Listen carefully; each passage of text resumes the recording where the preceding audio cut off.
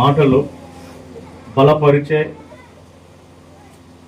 భక్తిలో నడిపించే, బాధ్యత కలిగించే గొప్ప ఆదరణకరమైన దేవుని యొక్క మాటలు అందరికీ తెలుసు. అయినప్పటికీ కూడా కొన్ని విషయాలు దేవుడు మరలా జ్ఞాపకం చేస్తున్నాడు. హల్లెలూయా, హల్లెలూయా. ఒకసారి గట్టిగా హల్లెలూయా చెప్తారా? హల్లెలూయా, హల్లెలూయా. దేవునికి మహిమ కలుగును గాక. ఆమేన్.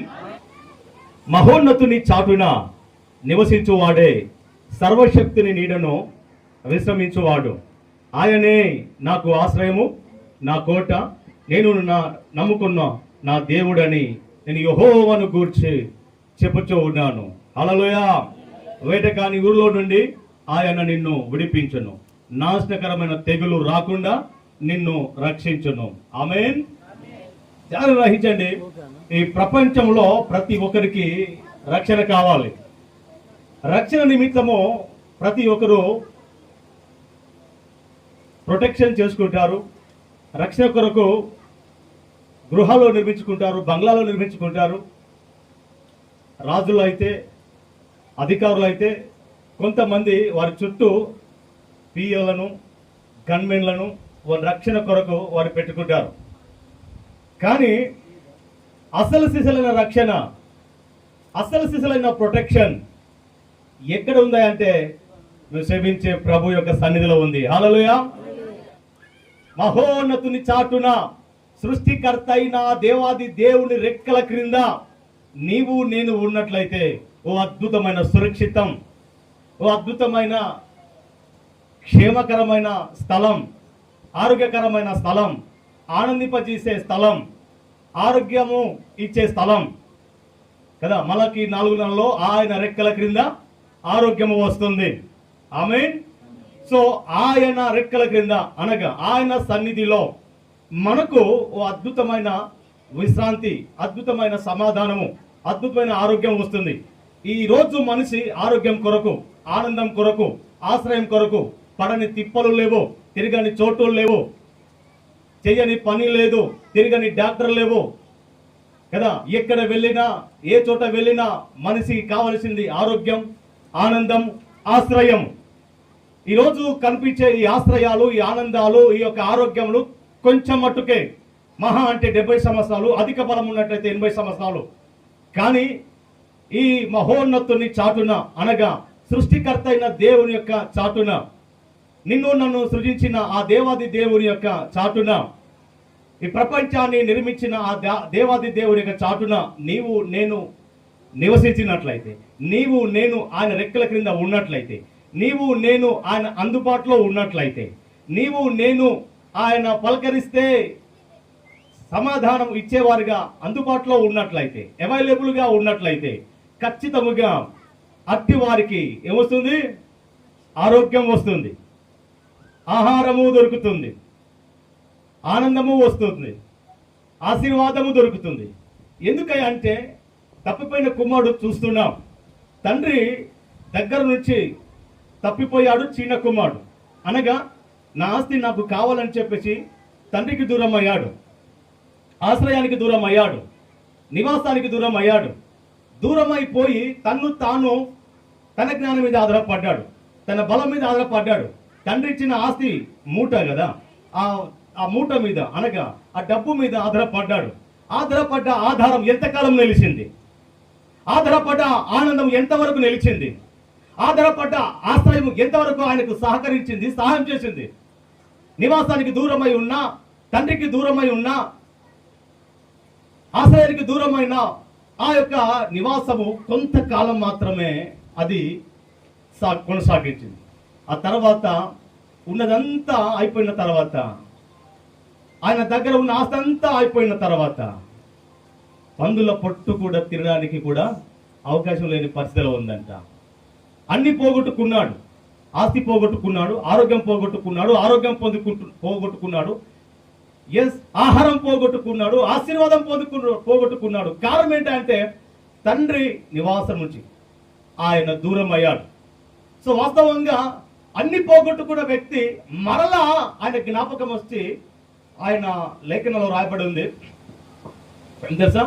అయ్యా ఆయన పశ్చాత్తపడుతున్నాడు, నా తండ్రికిని పరలోకంలో ఉన్న ఆ దేవునికి నేను దూరమై తిని, విరోధముగాను నేను దూరమై తిని, విరోధముగా నేను పాపం చేస్తేని, విరోధంగా మాట వినక దూరం అయ్యి అని చెప్పేసి పశ్చాత్తాపంతో ఆయన క్షమాపణ పొందుకొని వచ్చినట్లుగా మేము చూస్తున్నాం. ఎందుకయ్యా అంటే దూరమై, సన్నిధికి దూరమై ఉంటే ఆరోగ్యం పోగొట్టుకున్నాడు, ఆనందం పోగొట్టుకున్నాడు, ఆహారం పోగొట్టుకున్నాడు, తర్వాత తనకున్న ఐశ్వర్యం కూడా పోగొట్టుకున్నాడు, ఆశీర్వాదం పోగొట్టుకున్నాడు. పోగొట్టుకున్న వ్యక్తి మరలా ఎక్కడ వస్తున్నాడు? ఆ దేవాది దేవుని యొక్క సన్నిధిలో తన యొక్క తండ్రి దగ్గరకు వస్తున్నాడు. ఎస్, కాబట్టి నేను దేవునికి తండ్రికి నేను విరోధంగా వెళ్ళాను, దూరంగా వెళ్ళాను, మాట వినక వెళ్ళాను. కాబట్టి నాకు ఇట్టి శ్రమలు, ఇట్టి భయంకరమైన బాధలు, భరించలేని శోధనలు వచ్చాయి. వాస్తవంగా ఇవన్నీ ఈ ప్రపంచంలో మనిషి బాగుండాలని ఎన్నో లక్షలు పని చేస్తున్నారు. బాగుండాలని, ఆరోగ్యంగా ఉండాలని డిగ్రీలు, బీటెక్లు, ఎంటెక్లు ఎన్నో చదువుతున్నారు. వారి జ్ఞానం ఎక్కడ వరకు అంటే అంటే ఎక్కడ వరకు చెప్పండి? ఉద్యోగం దొరికేంత వరకు. తర్వాత ఏమైనా పని చేస్తుందా? ఆ జ్ఞానం ఎవరైనా కుటుంబాన్ని కట్టుకుంటుందా? ఆ జ్ఞానం ఎవరైనా భార్యగా ప్రేమిస్తుందంటారా? ఆ టెక్లు, బీటెక్లు ఇంకా జస్ట్ మనకు ఉద్యోగం దొరికేంత వరకు. కానీ నేను ప్రకటించే మాట ఇది సగఖండము మహోన్నతుని విద్య అని. హల్లెలూయా, మహోన్నతుని విద్య.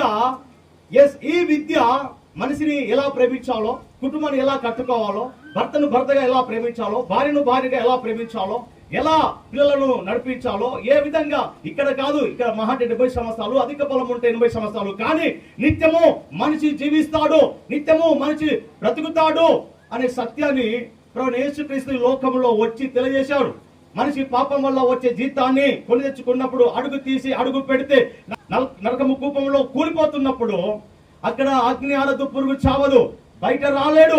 అలాంటి స్థితిలో వెళ్ళకూడదు, అలాంటి స్థితిలో నువ్వు నేను వెళ్ళకూడదు అని చెప్పేసి ఆయనే పరలోకాన్ని పక్కన పెట్టి పరుగున పాపిష్టి మనిషిని హత్తుకోవడానికి ఆయన ఈ లోకంలో వచ్చాడు.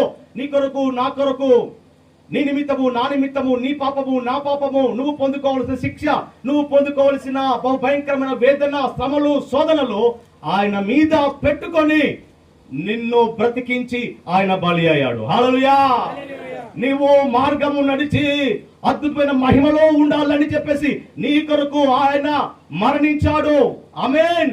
నీకు మార్గము తెరిచాడు. హల్లెలూయా. అట్టి గొప్ప దేవాది దేవుని చాటులో నువ్వు నేను నివసించినట్లయితే ఓ అద్భుతమైన ఆరోగ్యం ఉంది, ఆశ్రయం ఉంది, ఆనందం ఉంది, ఐశ్వర్యం ఉంది, ఆశీర్వాదం ఉంది. అది యుగ యుగాలు జీవించడానికి దేవుడు ఈ లోకంలో 33 సంవత్సరాలు జీవించి 33 అద్భుతాలు చేసి ఆ అద్భుతమైన మనిషిగా ప్రేమించాలని తన ప్రేమను క్రియల్లో చూపించాడు, మాటలో కాదు, చేతల్లో చూపించాడు. కాబట్టి దేవుడు నిన్ను నన్ను ఎంతో ప్రేమిస్తున్నాడు. ఎస్, చెప్పుకొచ్చేది ఏంటంటే ఆయన సన్నిధిలో మనకు అన్ని దొరుకుతాయి. హల్లెలూయా, హల్లెలూయా. ఎస్, ఆయన నామములో, క్రీస్తు యేసు నామములో దేవుడు అన్ని కూడా ఇస్తాడంట. ఆమేన్.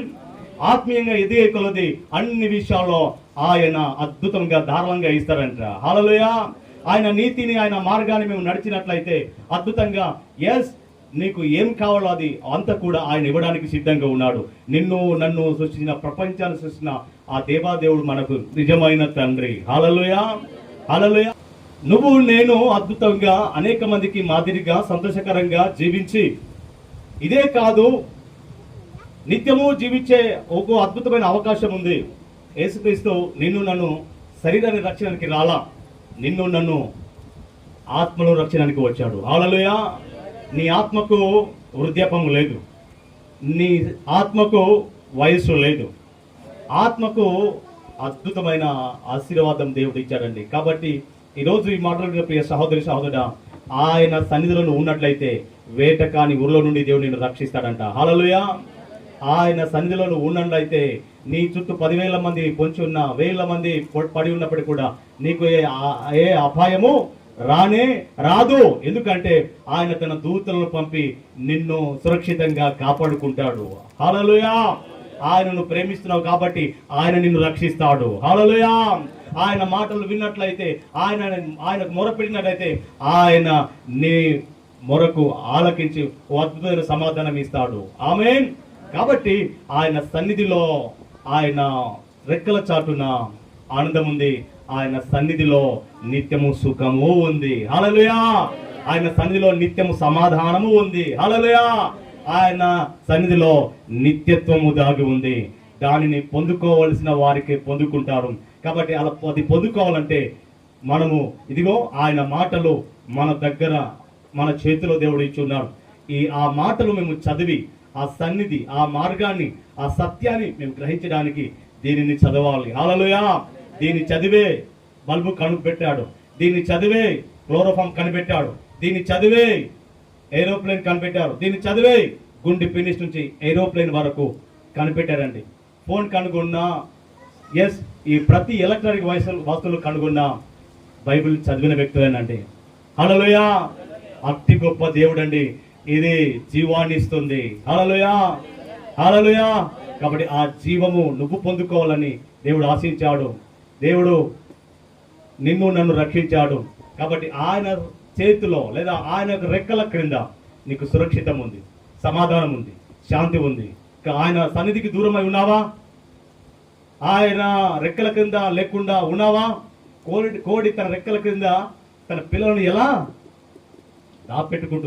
దాచుకుంటుందో, ఒకవేళ తిక్క పిల్ల ఒకవేళ నేను ఎందుకు ఎప్పుడు ఈ రెక్కలు ఉండాలి అని చెప్పేసి అలా వెళ్ళిందనుకోండి, చూస్తున్న డేగనో చూస్తున్న ముగిస్తున్నో లటక్కని మింగేసిపోతుంది.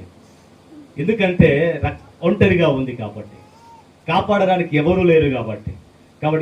తల్లి రెక్కల క్రింద అనగా దేవుని రెక్కల క్రింద ఉన్నంత వరకు నీకు సురక్షితంగా ఉంటుందంట. హల్లెలూయా. హల్లెలూయా. ఎస్. కాబట్టి మనము ఆయన సన్నిధిలో నుంచి దూరం కావడానికి ఏమాత్రం వీల్లేదు. తప్పిపోయిన కుమారుడు దూరం అయ్యాడు.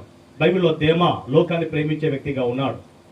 లోకాన్ని ప్రేమించాడు, లోకపు అలవాట్లలో మునిగిపోయాడు. కాబట్టి సంఘాన్ని విడిచిపెట్టాడు, సేవకుని విడిచిపెట్టాడు, దేవుని విడిచిపెట్టాడు, లోకాన్ని ప్రేమించిన దేమా. ఎస్, ఆయన లోకసరంగా జీవించే అన్ని నిత్యత్వాన్ని పోగొట్టుకున్నాడు. తర్వాత ఆయన సన్నిధిని పోగొట్టుకున్నాడు, ఆశీర్వాదాన్ని పోగొట్టుకున్నాడు, ఆనందాన్ని పోగొట్టుకున్నాడు, నిత్య జీవితాన్ని పోగొట్టుకున్నాడు. నీవు నేను నిత్య జీవితాన్ని పోగొట్టుకోవడానికి, ఆనంద మార్గం పోగొట్టడానికి ఏమాత్రం వీల్లేదు. ఆయన రెక్కల క్రింద ఉందాం. బ్రతికిన కొంతకాలంనైనా ఆయన కొరకు బ్రతుకుదాం. ఆయన రెక్కల్లో సురక్షితం ఉంది, ఆయన రెక్కల్లో స్వస్థత ఉంది. ఆయన అన్నాడు, వైద్యులకు పరమ వైద్యుని. హల్లెలూయా. హల్లెలూయా. ఆయన పరమ వైద్యుడు అండి. కాబట్టి ఈ మాటలను ముగిస్తున్నాను. ఎస్, ఈ కొన్ని మాటలైనా హృదయంలో బలంగా నాటబడి మనకంటూ ఒక ఆశ్రయం ఉంది, సన్నిధి ఉంది. ఆయన ప్రొటెక్ట్ చేసే మన దేవుడు ఉన్నాడు, సృష్టిని సృష్టించిన దేవుడు ఉన్నాడు. నిన్ను నన్ను తల్లి గర్భంలో రూపింక మునిపే ఆయన ప్రణాళిక వేసిన దేవుడు ఉన్నాడు. ఆయనకు సమస్తము తెలుసు. కాబట్టి నీకు ఏం కావాలో, ఎలా ముందుకు సాగాలో సమస్తం ఆయన ఇస్తాడు. అందులో సందేహము ఏమీ లేదు. హల్లెలూయా. హల్లెలూయా. చిన్న ప్రార్థన చేద్దాం, దైవజనులకు అప్పగిద్దాం. పరిశుద్ధుడా, మీకు వందనాలు. నీ యొక్క సన్నిధిలో నీ రెక్కల క్రింద మహోన్నతుని చాటున నివసించేవాడు సురక్షితముగా విశ్రమిస్తాడు, సురక్షితముగా ఆనందిస్తాడు, సురక్షితంగా ఆనందం పొందుకుంటాడు, అన్ని ఆశీర్వాదాలు పొందుకుంటాడని. ఒకవేళ ఆ ఆశ్రయాన్ని, ఆ ఆధారాన్ని, ఆ యొక్క ఐశ్వర్యాన్ని మనం దూరం చేసుకుంటే, అయ్యా ఇదిగో తప్పిపోయిన కుమారులాగా, దేమలాగా, ఇస్కరేతు యూదాలాగా మేము వెళ్ళి పాపానికి తావిచ్చి పతనమైపోయి నరకానికి యుగాలు కాలుతుండడానికి ఏమాత్రం వీలేదు. మాకంటూ నిత్య జీవం ఉంది, నిత్య అయ్యా ఇదిగో ప్రభా జీవించే గొప్ప ఆశ్రయం ఉంది, నివాసం ఉంది. అది మాకు ఇంక కావాలి. కాబట్టి ఈ మాటలు అయ్యా తండ్రి కుమార పరిశుద్ధాత్మ నామంలో అయ్యా ఇదిగో వింటున్న ప్రతి హృదయంలో అయ్యా సేవకులైన మాకు కూడా మీ ఆశ్రయం కావాలి. నీవు లేకపోతే మేము సేవ చేయలేము, నువ్వు లేకపోతే అడుగు పెట్టలేము, నువ్వు లేకపోతే ప్రతి ఒక్కరు కూడా ఒక ముద్ద కూడా అయ్యా ఇదిగో లోపలకు దిగదు. నీ ద్వారానే ఈరోజు బ్రతుకుతున్నాం, నీ ద్వారానే ప్రయాణిస్తున్నాం, నీ ద్వారానే సేవ చేస్తున్నాం, నీ ద్వారానే ప్రతి పని కూడా చేయగలుగుతున్నాం. కాబట్టి మీకు కృతజ్ఞతలు. ఇంకాను బలమైన నీ సన్నిధిలో మాకు ఆహారాన్ని, ఆరోగ్యాన్ని, ఐశ్వర్యాన్ని అయా అద్భుతమైన నేను ఆరాధించే ప్రతి కృప దయచేయమని యేసు నామములో వేడుకొని ప్రార్థిస్తున్నాము తండ్రి. ఆమేన్. ప్రభు పేరట అందరికీ షలోమ్. షలోమ్ అనగా మీకు సమాధానం కలుగును గాక. బ్రదర్ టి ఆనంద్ తేజ, కృపా టెంపుల్. మీ ప్రార్థన అవసరాలకు నా ఫోన్ నంబర్ 9490218938. తప్పక యూట్యూబ్ను ఫాలో కండి. మీకు నచ్చితే సబ్స్క్రైబ్ చేయండి, షేర్ చేయండి. అనేక మందికి దీవెనకరంగా దేవుడి మాటలను పంచండి. దేవుడు మేము మీ కుటుంబాలను దీవించునుగాక. Thank you. God bless you.